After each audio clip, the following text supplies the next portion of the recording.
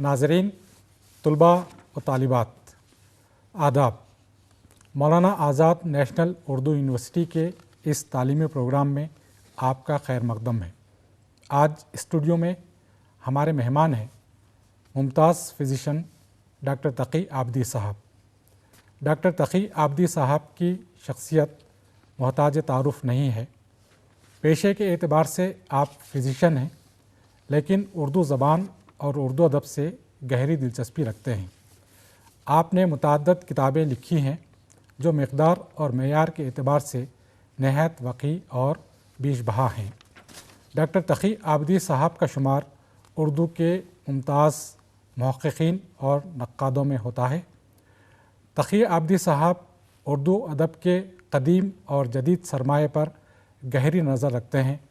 आपने उर्दू के क्लासिकी शोरा और जदीद शोरा पर कई किताबें तसनीफ़ की हैं, जैसे मीर तक़ी मीर, इंशाअल्लाह खां इंशा, गालिब, इक़बाल, अनीस, दबीर और फ़ैज़ अहमद फ़ैज़ वग़ैरह पर आपने जो तहक़ीक़ी और तनक़ीदी काम किया है वो नहायत बेनज़ीर और उर्दू अदब में एक अहम इजाफ़े की हैसियत रखता है।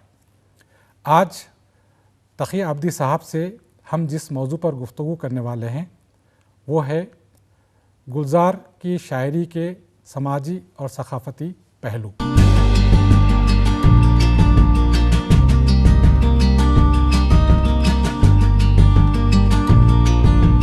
आज हम डॉक्टर तक़ी आबदी साहब से उर्दू के मुनफ़रिद लबो लहजे के शायर गुलज़ार की शायरी के समाजी और सक़ाफ़ती पहलुओं पर गुफ्तगू करेंगे।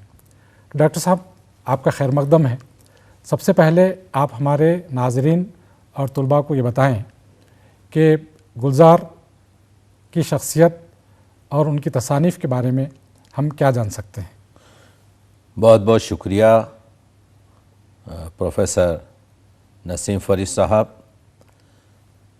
वैसे दुनिया तो गुलज़ार से वाकिफ़ है, लेकिन गुलज़ार बुनियादी तौर पर एक बड़ा मुमताज़ शायर है। जी, वैसे तो जैसा अभी कहा कि स्क्रिप्ट राइटर हैं, गीतकार हैं, प्रोड्यूसर हैं, जी, अफ़साना निगार और कहानियाँ वग़ैरह सब कुछ है, लेकिन आज हम जो आपने जैसा इशारा किया उनकी शायरी पर गुफ्तगू करेंगे। गुलज़ार के कई मजमूए जी शायरी के, क्योंकि गुलज़ार दरअसल असल में नज़्म के शायर हैं, लेकिन उन्होंने गज़ल भी कही है, उन्होंने आपके तराइले भी कहे हैं जी, उन्होंने तरवीनियाँ भी कही हैं और उन्होंने माहिए भी कहे हैं।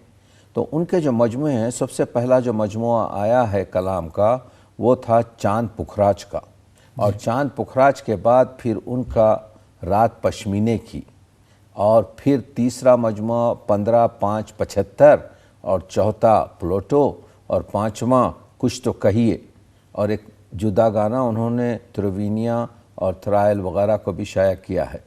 तो अच्छा आपके जो है कैफियती और कमियती लिहाज से एक अच्छा ज़ख़ीरा गुलज़ार के पास है। गज़लियात 50 से ज़्यादा होंगी, कई सौ आपके जो है नज़में हैं। हम देख रहे हैं कि आज की जो ग्लोबल विलेज और 21वीं सदी है, इसमें जो शायरी में जो ज़रूरत है कि उससे पूरी तरीक़े से फ़ायदा उठाया जाए, यानी इफ़ादियत, तो गुलज़ार की शायरी का महवर आजकल इसी तरह से दूसरी शायरियों के निस्बत सूदमंतर है। हाँ, डॉक्टर साहब ने बहुत सही कहा कि गुलज़ार की शायरी में समाज के बहुत सारे मसाइल का अक्स हमको नज़र आता है, और गुलज़ार ने अपनी शायरी में अपनी ज़मीन से जुड़े होने का सबूत दिया है और उन मसाइल को जगह दी है जो एक आम इंसान को दरपेश होते हैं, और उन्हें बहुत ही सीधे साधे अंदाज में अपनी शायरी में पेश करने की कोशिश की है। लेकिन उसके साथ ही साथ फ़नी एतबार से हम ये देखते हैं कि उनकी शायरी में उनकी जो इमेजरी है, उनकी जो पैकर तराशी है, वो भी एक इनफरादियत रखती है। अगरचे कि वो फ़िल्मी शायर की हैसियत से मशहूर हैं, लेकिन अदबी दुनिया में भी एक मुमताज़ मकाम रखते हैं, और फ़िल्मी गानों में भी उन्होंने अदबियत को मलहूज़ रखा है। جیسے ان کے ایک گانے کا مصرع میرے ذہن میں آ رہا ہے کہ چاند کٹورا لیے بھکارن رات. تو انہوں نے رات کی جس طرح تقسیم کی ہے، پیکر تراشی کی ہے، وہ بالکل بے نظیر ہے. تو اس طرح کی پیکر تراشی کے نمونے ہم کو گلزار کی نظموں میں ملتے ہیں. اس پیکر تراشی کے ہنر کے ذریعے انہوں نے عام مشاہدات کو نہایت ہی خوبصورتی کے ساتھ فنی پیکر میں ڈھالا ہے. تو جہاں تک ان کے شاعری میں سماجی پہلوؤں کا تعلق ہے، اس پر آپ مزید روشنی ڈالیں تو مناسب رہے گا. بہت خوبصورت بات کہی آپ نے. در حقیقت گلزار روایت اور جدیدیت کے درمیانی ایک پل کی حیثیت رکھتی ہے گلزار کی شاعری. یعنی گلزار روایت سے بھی جڑے ہوئے ہیں اور آئندہ کی جو جدیدیت اور مابعد جدیدیت اور عصری شاعری ہے اس سے بھی جڑے ہوئے ہیں. اور ان کے پاس آپ دیکھ رہے ہیں کہ اس وجہ سے زبان کے لسانی تجربات اور الفاظوں کا وہ استعمال ہے جو بہت اس دور کی ضرورت ہے. جیسے وہ کہتے ہیں چاند ہے آپ کے جو ہے گول. تو دیکھیے ایک شعر کہتے ہیں کیوں غریبوں سے کھیلتی ہے رات، روز ایک چاند بیلتی ہے رات. کیا بات. چاند بیلتی ہے رات. لفظ بیلتی جو ہے یہاں پر روٹی کا نام نہیں لیا ہے، لیکن مقصد جو ہے مصرع اول اور مصرع دوم میں روٹی بیلی جاتی ہے. تو کہنے کا مطلب یہ ہے کہ یہ گول ہم غریب جو سو جاتا ہے بھوکا، یہ صرف چاند کو دیکھ کر کہ جو ہے آپ کے یہ روٹی نہیں ہوتی. یا اسی طریقے سے جو کھدوائی سے جو برتن نکلے ہیں، کھدوائی سے جو برتن نکلے ہیں، یعنی جدیدیت سے میں بتا رہا ہوں کس طریقے سے جوڑتے ہیں. روایت سے تو سب لوگ جانتے ہیں. جو کھدوائی جو ہوئی ہے پومپے میں، تو اس کے جو برتن نکلے ہیں جس میں وہی مٹکے، وہی ہانڈی، وہی ٹوٹے پیالے. کیا بات. ہونٹ ٹوٹے ہوئے، لٹکی ہوئی مٹکے کی زبانیں ہر سو. بھوک اس وقت بھی تھی، پیاس بھی تھی، پیٹ بھی تھا. کہنے کا مطلب یہ ہے صدیوں پہلے، ہزاروں سال پہلے یہ جو کھدوائی کے جو آثار برآمد ہوئے ہیں یہی مسائل تھے. یعنی اس وقت بھی غریب زندگی کر رہے تھے جو بھوکے سو رہے تھے، اس وقت بھی آپ کے جو ہے پیاس تھی، اور اس وقت بھی آپ کے پیٹ لگا تھا، کٹا نہیں تھا. تو زمانہ جو ہے ہمیشہ اس کا ظلم اور جور اور چرخ اور فلک کے مسائل ہمیشہ ہر دور میں باقی رہے ہیں. یا دیکھیے کہ جو ہے کس طریقے سے گلزار عکاسی کرتے ہیں. گلزار کی شاعری میں سے بودی کیفیت ہے، یعنی 3 ڈائمینشنل کیفیت ہے. ان کی ایک آپ کے جو ہے ایک بوڑھا دریا ان کی ایک نظم ہے. وہ شہر لدھیانہ میں ایک بہتی ہوئی ندی جو ہے وقت کے گزرتے ہوئے وہ چھوٹی ہوتی اب ایک نالے کی شکل اختیار کر گئی ہے. تو اب اس کے بارے میں کہتے ہیں منہ سے کچھ بد کرتا بہتا یہ بوڑھا دریا، پیٹ کا پانی دھیرے دھیرے سوکھ رہا ہے، دبلا دبلا رہتا ہے اب. کود کے گرتا تھا یہ جس پتھر سے پہلے، وہ پتھر اب دھیرے لٹکا کے اس کو اگلے پتھر سے کہتا ہے، اس بوڑھے کو ہاتھ پکڑ کر پار کرا دے. یعنی اب جو پہلے یہ دریا آپ کے شدت سے، اس کی موج شدت سے اچھل کر بہتی تھی، اب اس میں پانی کم ہو گیا ہے، اس کے پیٹ کا پانی کم ہو گیا ہے. تو اب یہ جو پانی رس رہا ہے آپ کے پتھروں کے اوپر، تو ایسا معلوم ہو رہا ہے ایک پتھر اس بوڑھے کا ہاتھ پکڑ کر دوسرے پتھر کے ہاتھ میں تھما رہا ہے کہ بھئی اس کو دریا پار کرا دے. تو یہ عکاسی جو ہے یہ غضب کی جو ہے موسموں کی تبدیلی کا اشارہ بھی ہے. موسموں کی تبدیلی کا اشارہ. یا دیکھیے ایک بڑی خوبصورت نظم ہے ان کی، میں سگریٹ تو نہیں پیتا. اچھا. میں سگریٹ تو نہیں پیتا مگر ہر آنے والے سے بس اتنا پوچھ لیتا ہوں کہ ماچس ہے. بہت کچھ ہے جسے میں پھونک دینا چاہتا ہوں مگر ہمت نہیں ہوتی. تو کلائمیکس اس نظم ختم ہو سکتی تھی یہیں پر کہ میں سگریٹ تو نہیں پیتا مگر ہر آنے والے سے بس اتنا پوچھ لیتا ہوں کہ ماچس ہے. بہت کچھ ہے جسے میں پھونک دینا چاہتا ہوں. یہاں پر عام شاعر آپ کے جو ہے ختم کر دے گا شعر، مگر بڑی شاعری جو ہے آخری جو فقرہ رکھا ہے گلزار صاحب نے، مگر ہمت نہیں ہوتی. یہ عام آدمی کا احساس ہے. عام آدمی کا احساس ہے، اور اسی کو کہتے ہیں بڑی شاعری کہ نظم ختم ہو سکتی تھی، بہت کچھ ہے جسے میں پھونک دینا چاہتا ہوں مگر ہمت نہیں ہوتی. یہ جو ہے شاعری کو آسمانوں پر آپ کے جو ہے وہ کر رہا ہے. اسی طریقے سے آپ دیکھ رہے ہیں کہ وہ نظم کے تو یہ شاعری ہیں، جی جی جی، لیکن ان کی طویل نظمیں بھی ہیں، جیسے آپ کے جو ہے گلی قاسم جان کی، یا آپ کی کتابیں وغیرہ جس پہ بہت سے لوگوں نے کام کیا ہے، لیکن ان کے پاس غزلیات بھی غضب کی ہیں، جی 50 سے زیادہ 60 سے زیادہ غزلیات لکھی ہیں۔ بے شک، اور یہ غزلیات کا مقصد یہ ہے کہ غزلیات میں ان کے پاس صنعت ایجاز ہے، یعنی کم لفظوں میں زیادہ معنی بیان کیے ہیں۔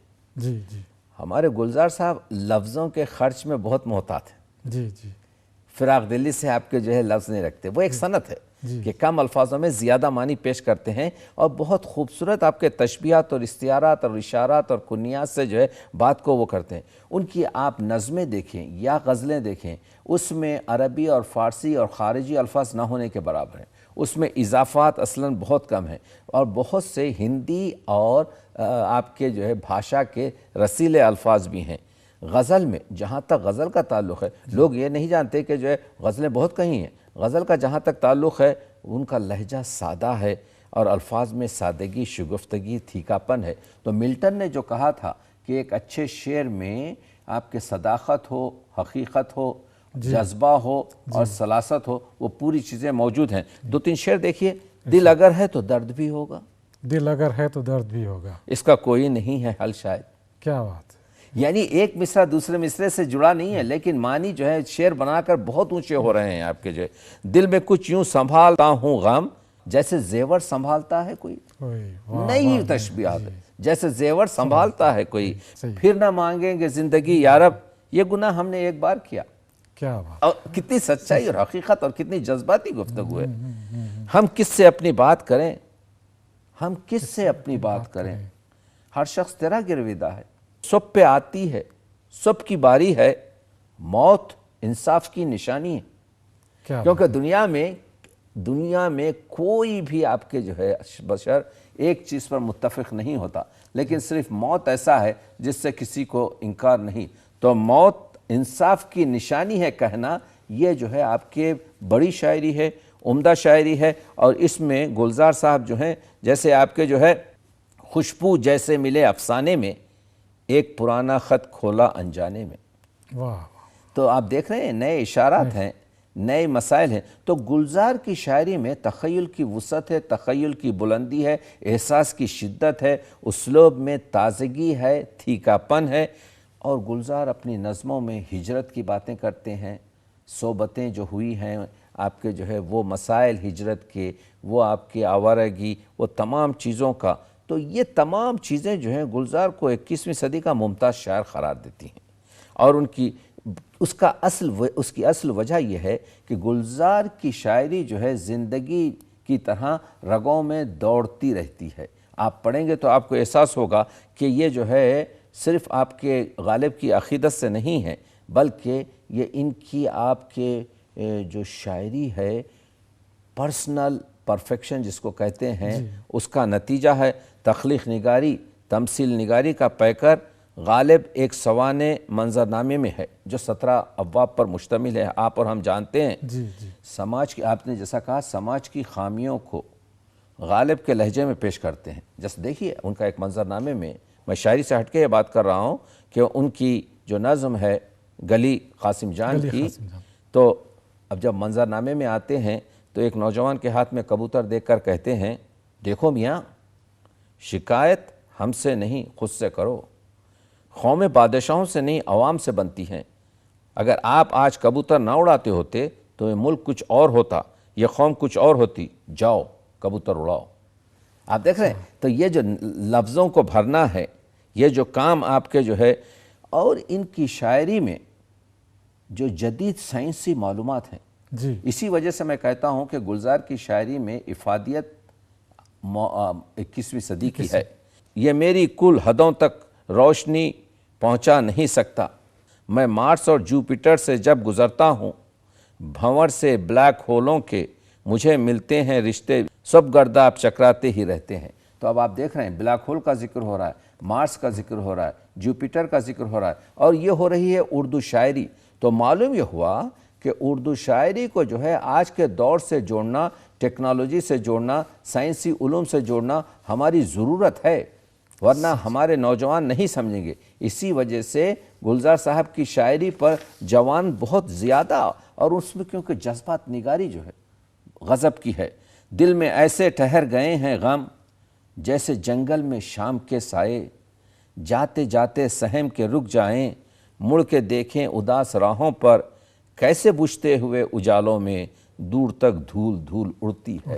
خوبصورت نظمیں لکھنے کا اور جذباتی اور تخیل احساس کا پیکر جو ہے ہمارے گلزار صاحب کی شاعری میں ہمیں ملتا ہے. ڈاکٹر صاحب ایک خط کلام معاف، گلزار صاحب نے مولانا آزاد نیشنل اردو یونیورسٹی کا ترانہ بھی لکھا ہے، بہت ہی خوبصورت ترانہ لکھا ہے انہوں نے، اور اس میں بھی جیسا کہ آپ نے کہا کہ نوجوانوں سے ان کا خطاب ہے، اور اس میں بھی انہوں نے چاند کی پیشانی کو چھونے اور مارس سے گزرنے کی بات کی ہے.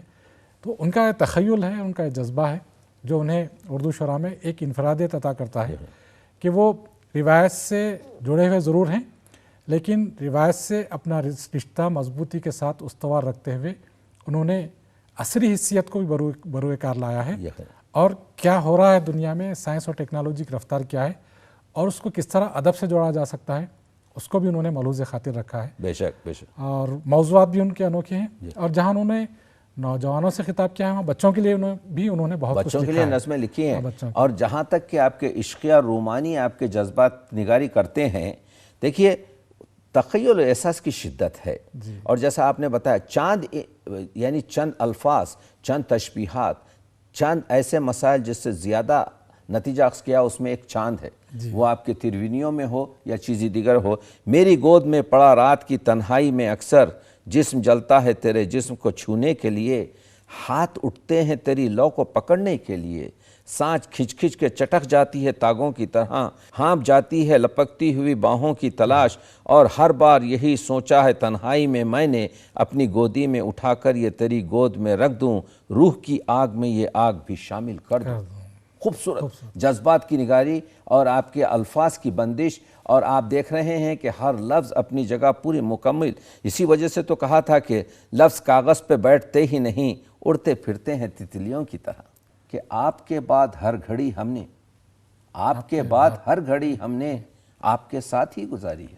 کیا بات ہے. مومن کا شعر یاد آ گیا، تم میرے پاس ہوتے ہو دیا جب کوئی دوسرا نہیں ہوتا. تو یہ جو ہے نا آپ کے جو ہے کہ گلزار کی لفظیات منفرد ہیں، اور شہر آپ یوں سمجھیے کہ ہر لحاظ سے ان کے پاس نظموں کی کثرت ہے، وہ نظم کے شاعر ہیں، لیکن ان کے پاس غزلوں کا بھی کمال ہے. اور یہی نہیں بلکہ نظموں میں جیسے یہ دیکھیے یہ نظم کا حصہ کہ تمہارے غم کی ڈلی اٹھا کر زباں پہ رکھ لی ہے دیکھو میں نے، یہ قطرہ قطرہ پگھل رہی ہے، میں قطرہ قطرہ ہی جی رہا ہوں. یعنی غم کی ڈلی جس کے توسط سے زندگی چل رہی ہے، وہ قطرہ قطرہ آپ کے پگھل رہی ہے، اور میں قطرہ قطرہ ہی چل رہا ہوں. تو معلوم یہ ہوا کہ ان کی شاعری جو ہے آپ کے 21ویں صدی کے باب کی داخل شاعری ہے، اور اسی وجہ سے یہ تجربہ جو کرتے ہیں اور ان کی جو نئی صنف ہے ترونی. ہاں ڈاکٹر صاحب، وہ ترونی کا ذکر آیا ہے، ہم جاننا چاہیں گے کہ اردو میں بہت ساری اصناف، روایتی اصناف بھی رہی ہیں اور جدید اصناف بھی ہیں. جیسے روایتی اصناف میں مثنوی ہے، قصیدہ ہے، غزل، رباعی وغیرہ ہیں، اور کچھ اصناف ہم نے دوسری زبانوں سے بھی درآمد کی ہیں اردو میں، جیسے ہائیکو ہے، ترائیویلے ہے، دوہے ہے، ماہیے وغیرہ ہیں، یہ جو دوسری زبانوں سے اردو ادب میں آئی ہیں. ابھی ترونی کا آپ نے ذکر کیا، تو اس کے بارے میں کچھ روشن ڈالیں گے آپ کی ترونی کیا ہے؟ دیکھیے ترونی جو ہے یہ خالصتاً آپ کے جو ہے اس کے موجد گلزار صاحب ہیں. جی. اس میں 3 مصرے ہوتے ہیں. اچھا، یہ تثلیث نہیں، یہ ثلاثی نہیں، یہ ہائیکو نہیں، یہ آپ کے یوں سمجھیے مثلث بھی نہیں، مثلث نہیں، یہ بالکل ایک جدید چیز ہے. اس کے لیے خود گلزار صاحب نے یہ بتایا ہے کہ پہلے 2 مصرے خود ایک شعر کی مانند ہے، یعنی یہ 3 ندیوں سے اس کی تشبیہ دی ہے. اچھا. پہلے 2 مصرے جو ایک ہی موضوع، ایک ہی جذبے اور ایک ہی آپ کے جو ہے عنوان کے ہیں، وہ ایک شعر کے مانند آپ کے گنگا اور جمنا ہے. پھر ایک تیسرا مصرع آتا ہے جس کو لکھتے ہیں وہ تھوڑا سا جگہ دے کر جس کو لکھتے ہیں، جیسے سرسوتی آپ کے پوشیدہ اور زیر زمین جاتی ہے، تو وہ تیسرا مصرع جو ہے ضروری نہیں ہے کہ اوپر کا جو 2 مصرے ہیں اس سے موضوعی لحاظ سے یا کسی لحاظ سے ارتباط رکھے یا نہ رکھے تو ایک بالکل نئی چیز ہے. اس میں خوبی یہ ہے کہ یہاں پر آپ کے علم عروض وغیرہ کی جھنجھٹ اور مسائل نہیں ہیں. اس میں موضوعات کی آپ کے جو ہے، جیسے ایک مثال سے واضح کرتا ہوں، کوئی صورت بھی مجھے پوری نظر نہیں آتی. آنکھ کے شیشے میرے چٹکے ہوئے ہیں کب سے؟ ٹکڑے ٹکڑوں میں سبھی لوگ ملے ہیں مجھ کو. تو اب یہ 2 میں تو آپ پہلے کے 2 مصروں میں تو آپ جانتے ہیں کہ اس وجہ سے کہ آپ کے آنکھ کے شیشے چٹکے ہوئے ہیں تو کوئی صورت پوری نظر نہیں آتی، لیکن معنی پورے بدل گئے تیسرے مصرے سے، ٹکڑے ٹکڑوں میں سبھی لوگ ملے ہیں مجھ کو. یعنی انسان کی جو فطرت ہے، یعنی انسان کی جو بناوٹ ہے، انسان جو ملتا ہے ایک دوسرے سے، پورا انسان نہیں ملتا. ہر ایک انسان دوسرے انسان سے ملتے ہوئے ایک کیفیت رکھتا ہے. یا یہ بٹی ہوئی شخصیت ہے انسان کی، ایک طرف یہ بھی ہو سکتا ہے، یا یہ کہ آج جو انسان ایک دوسرے سے ملتے ہیں تو چہرے پر نقاب ڈالے ہوئے ملتے ہیں. تو اس کے بارے میں اب دیکھیے یہاں پر تیسرا مصرع جو ہے بالکل 2 مصروں سے آپ کے جو ہے کوئی ارتباط نہیں رکھتا تھا. اب ایک آپ کے جو ہے اپنی بیٹی کے لیے، بوسکی کے لیے گلزار صاحب ایک تروینی لکھتے ہیں: کچھ خوابوں کے خط ان میں، کچھ چاند کے آئینے، سورج کی شعائیں، شعروں کے لفافے ہیں، کچھ تجربے ہیں، کچھ میری دعائیں. یعنی باپ کی نصیحت بیٹی کے لیے یہ ہے کہ دیکھیے کچھ خوابوں کے خط ان میں. والدین خواب دیکھتے ہیں اپنے بچوں کے لیے، ان کی کامیابی، ان کی کامرانی، ان کی آسودگی. تو یہاں پر کچھ چاند کے آئینے، چاند علامت ہے حسن کا، چاند علامت ہے سکون کا، چاند علامت ہے محبت کا، چاند علامت ہے آسودگی کا. تو ایک باپ اپنی بیٹی کے لیے جو سوچ رہا ہے کہ کچھ خوابوں کے خط ان میں، کچھ چاند کے آئینے، سورج کی شعائیں. سورج علامت ہے ترقی کا، کامرانی کا، پیروزی کا. تو باپ جو ہے آرزو کر رہا ہے کچھ خوابوں کے خط ان میں، کچھ چاند کے آئینے، سورج کی شعائیں، شعروں کے لفافے ہیں، کچھ تجربے ہیں میرے، کچھ میری دعائیں. نکلو گے سفر پر جب یہ ساتھ میں لے لینا، شاید کہیں کام آئے. کیا بات! یعنی اپنی بیٹی کو جس طریقے سے آپ کے کہہ رہے ہیں کہ زندگی کے سفر میں میرے جو تجربات ہیں، میری جو یعنی تمام آپ کے جو ہے تمہارے لیے نصیحتیں ہیں، یہ ساتھ رکھ لو. لفظ یہاں پر جو شاید کہا ہے نا آپ کے، تجربے اور دعائیں، یہاں شاعر شعروں کے قالب میں اولاد کو تجربے اور دعائیں دے رہا ہے جو صرف تعلیم و تعلم سے حاصل نہیں بلکہ زندگی کے راستے پر بال سفید کرنے سے حاصل ہوتے ہیں. تو یہ تجربات، یہ نصیحتیں جو ہمراہ دعائیں ہیں، اپنے ساتھ رکھنا، شاید کہیں پر کام آ جائیں. آپ دیکھ رہے ہیں یعنی گلزار صاحب نے تروینی میں یعنی کس طریقے سے، کس خوبصورتی سے آپ کے جو ہے اس مسئلے کو سامنے رکھا ہے. اور اس میں مشکلات نہیں ہیں. مشکلات اس وجہ سے نہیں ہے کہ آج کل کا نوجوان، ہم چاہتے ہیں کہ تروینی جو ہے یعنی لوگ اس پہ لکھیں، تروینی کو جو ہے اڈاپٹ کریں تاکہ اپنے مسائل کو بیان کر سکیں. جیسے یہ دیکھیے ایک تروینی پیش کرتا ہوں: سامنے آئے میرے، دیکھا مجھے، بات بھی کی، مسکرائے بھی پرانی کسی پہچان کی خاطر، کل کا اخبار تھا بس دیکھ لیا، رکھ بھی دیا. یعنی معشوق جو ہے، ایک عاشق یہ کہہ رہا ہے کہ جس سے مجھے تعلق تھا، سامنے آئے میرے، دیکھا مجھے، بات بھی کی، مسکرائے بھی پرانی کسی پہچان کی خاطر. تو آپ کے ٹیبل پر جو کل کا اخبار پڑا ہے، آپ اس کو اٹھاتے ہیں، اس میں جو 1-2 جو خبریں ہیں جو آپ کو پسند ہے اس کو دیکھ لیتے ہیں، اس کے بعد سے پھینک دیتے ہیں. یعنی ایک مثال کے ذریعے کہ پرانا کل کا ردی اخبار کیا ہے، یعنی اس تروینی کا طلسم کل کے اخبار میں بند ہے، جس کی قیمت ردی ہے، جس کی قیمت کچھ نہیں. یعنی تصور میں لائے پہلے گزرے ہوئے کل کے اخبار کو جو ٹیبل پر دھرا ہے، آپ اس سے واقف ہیں، اس کی بعض خبریں جو خوبصورت ہیں، آپ کو خوش کرتی ہیں، اور آپ اس پر ایک نظر ڈال کر اخباری ردی میں ڈال دیتے ہیں، یا شعلہ سا گزرتا ہے میرے جسم سے ہو کر، کس لو سے اتارا ہے خداوند نے تم کو۔ یہ رومانی آپ کے تروینی ہے۔ تروینی میں معشوق کے سراپا کو شعلہ بنا کر پیش کیا گیا ہے۔ معشوق کا بدن شعلے کے مانند ہے، تو اب یہ شعلہ جب آتا ہے تو دوسرے بدن کو آپ کے جو ہے پوری طریقے سے جھلسا دیتا ہے۔ یہاں پر اصل میں یہ ہے، اب میں اس پر ختم کر رہا ہوں کہ شعلہ سا گزرتا ہے میرے جسم سے ہو کر، کس لو سے اتارا ہے خداوند نے تم کو۔ یعنی وہ جو پرانا شعر تھا کہ پانی میں لگی آگ پریشان ہے مچھلی، کچھ شعلہ بدن اترے ہیں پانی میں نہانے، یعنی شعلہ بدن کو یہاں پہ مرکز اس تروینی میں بنایا، لیکن موضوع بالکل عجب ہے، وہ بدل رہا ہے کہ شعلہ سا گزرتا ہے میرے جسم سے ہو کر، کس لو سے اتارا ہے خداوند نے تم کو۔ تنکوں کا میرا گھر ہے کبھی آؤ تو کیا ہو، تنکوں کا میرا گھر ہے کبھی آؤ تو کیا ہو۔ تو معلوم یہ ہوا کہ یہ تیسرا مصرع جو ہے تروینی کا پورے معنی کو آپ کے بدل رہا ہے، ایک نئی جہت دے رہا ہے، اور ایسی جہت ہماری شاعری کی زندگی کے لیے 21ویں صدی میں گلوبل ویلیج میں ضروری ہے۔ گلزار صاحب نے بہت درجنوں آپ کے جو ہے تروینیاں لکھی ہیں اور بہت خوبصورت ہیں، ہمارے پاس وقت نہیں ہے، لیکن میں صرف آپ کی جو ہے یوں سمجھیے کہ ایک یا دو تروینی پیش کر کے یہ بتانے کی کوشش کر رہا ہوں کہ یہ جو فاصلہ رکھا گیا ہے دو مصروں میں اور تیسرے مصرے میں، اس میں ایک اسپیس ہے، اور یہ اسپیس ہی ایک انکہا مصرع ہے جس سے جو معنی کو بدل سکتا ہے، معنی کو اوج دے سکتا ہے، معنی کو ارتقا دے سکتا ہے۔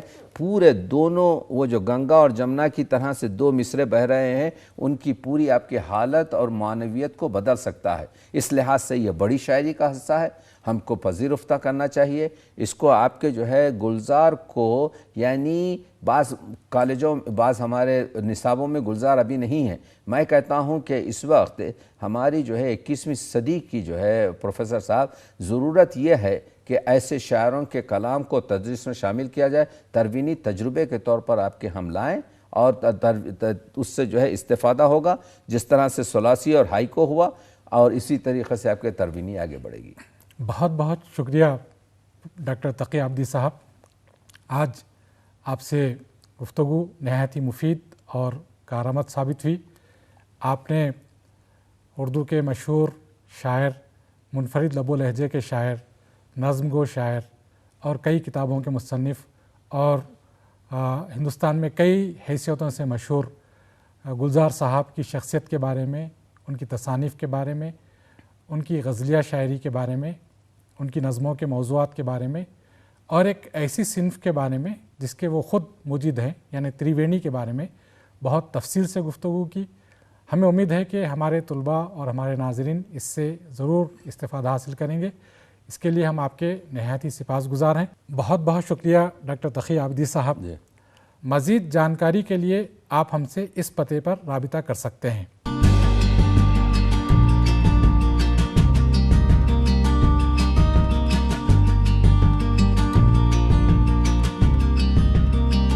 آج کے پروگرام میں فی الحال اتنا ہی، آئندہ ایک نئے عنوان کے ساتھ پھر ملاقات ہوگی، تب تک کے لیے اجازت دیجیے، آداب۔